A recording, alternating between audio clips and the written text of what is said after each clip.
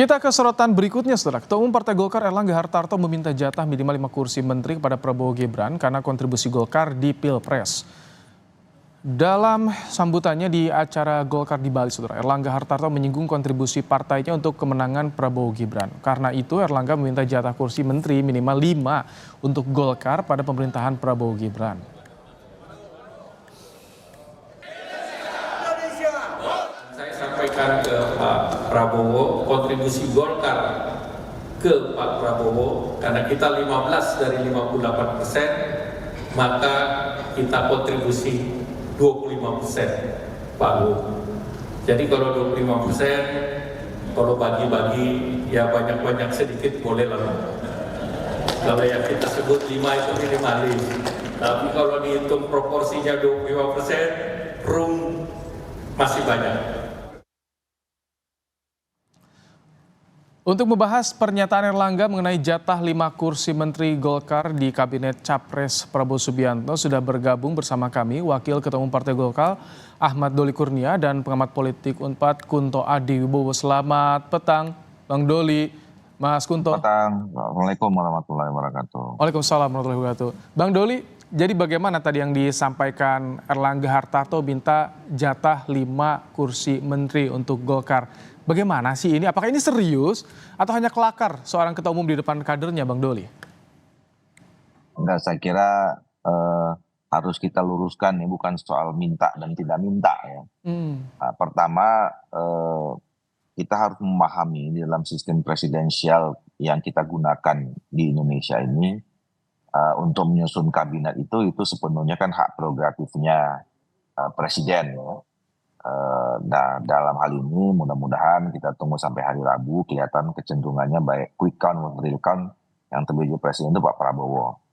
Nah, Golkar sebagai salah satu pengusung utama ya dalam koalisi Indonesia Maju yang mencalonkan Pak Prabowo dan Mas Gibran ini kan tentu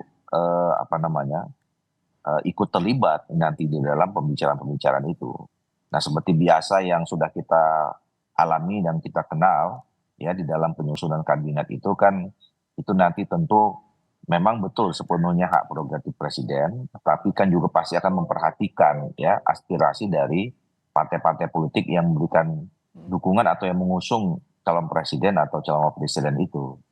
Nah, saya yakin Pak Erlangga sebetulnya juga mungkin sudah pernah bicara dengan Pak Prabowo. Nah, yang isi pembicaranya itu ya cuman Pak Erlangga dan Pak Prabowo yang tahu, atau kalau ada orang yang kalau ada yang berikutnya yang tahu adalah Allah Subhanahu wa taala gitu.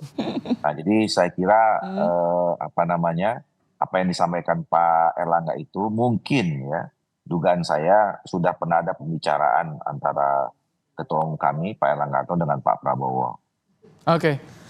Mas Kunto, ada dalam tanda petik mungkin minta atau negosiasi yang disampaikan Erlangga Hartarto kepada Prabowo di depan kadernya nih.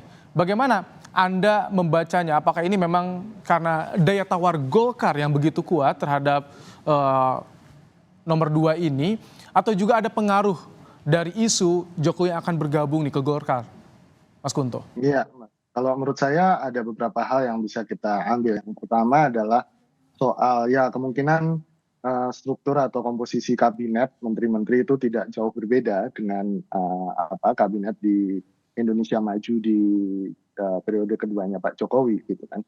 Ada sekitar 18-an sampai 20 kursi menteri yang mungkin bisa diisi dari partai politik, dan itu 5 itu kan seperti tadi Pak Erlangga bilang 25% ya gitu kan.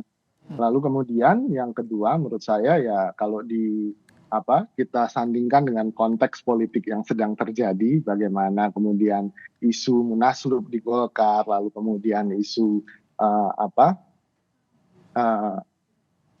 perubahan ketua umum mungkin ya, pemilihan ketua umum nanti di bulan Desember, itu juga bisa jadi menjadi alasan atau motivasi kenapa Pak Erlangga kemudian bilang 5 gitu. Karena kemarin kan cuma 4 ya menteri Golkar di zamannya Pak Jokowi gitu kan, dengan naik 1 mungkin itu sudah dianggap sebagai prestasi dan bisa jadi menjadi pendorong bagi Pak Erlangga untuk bisa jadi ketua umum berikutnya gitu.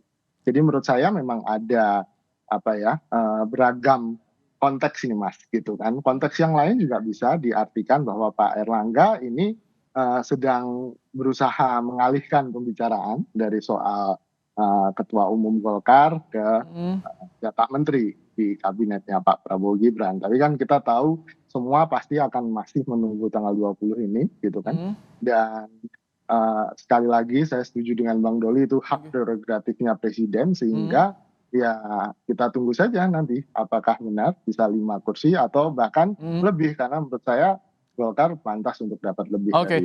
Kalau dengan kondisi Golkar di pemenangan Prabowo Gibran, bagaimana Bang Doli Anda membaca pernyataan Erlangga ini? Apakah betul tadi ada isu untuk mengalihkan dari pergantian ketua umum menjadi apresiasi ini soal 5 kursi jatah nanti, atau bagaimana kader membacanya Bang Doli?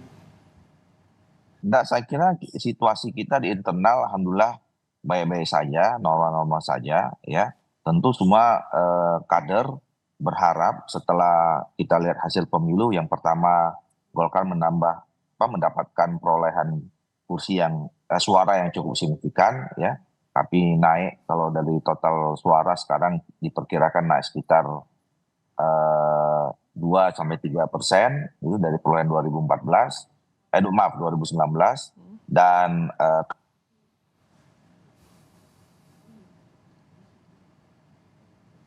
Tampaknya nge-freeze tadi sambungan audiovisual kami dengan Wakil Ketua Umum Golkar, Bang Doli Kurnia. Kita akan coba kembali sapa. Bang Doli. Halo? Nah, Ya. tadi sempat terganggu Bang Doli. Silakan lanjutkan Ya. Bang Doli. Dan kami sudah menghitung ya hasil konsolidasi kami di Pilpres ya. Jadi kami ini sekarang sudah menghitung bahwa konstituen yang dimiliki oleh Golkar 75-80%-nya itu adalah memilih pasangan 02. Ini prestasi tersendiri. Ini presentasi yang tertinggi selama kami mengikuti Pilpres mengusung kader yang bukan kader Partai Golkar. Oke. Jadi kayak kemarin misalnya waktu 2019 kami mendukung Pak Jokowi itu hanya cuma sekitar 63%, nah sekarang 75-80%. Nah jadi artinya wajar saja kalau kemudian warga Partai Golkar itu berharap di dalam pemerintahannya Pak Prabowo Gibran, insya Allah nanti kalau memang sudah disahkan terpilih, yaitu banyak mengambil peran yang penting membantu jalannya pemerintahan ini, termasuk di kabinet. Oke. Mas Kunto, ketika soal jatah kursi ini langsung disinggung, padahal di KPU masih berproses, ini kira-kira bakal mengganggu soliditas yang ada di koalisi tidak? Langsung pada siap-siap nih, oke saya punya peran segini, sudah langsung mulai menghitung? Atau bagaimana menurut Anda Mas Kunto? Ya menurut saya hitung-hitungan itu sudah terjadi, seperti tadi Bang Doli bilang bahwa Pak Erlangga sudah ketemu Pak Prabowo gitu kan. Dan pasti mungkin ada, bukan pasti ya, mungkin ada obrolan tentang tadi kursi kabinet dari Golkar gitu kan. Dan mungkin ketua umum partai yang lain di koalisinya 02 juga sudah mulai bertemu dengan Pak Prabowo. Itu bukan sesuatu yang haram diperbincangkan Mas, kalau menurut saya gitu.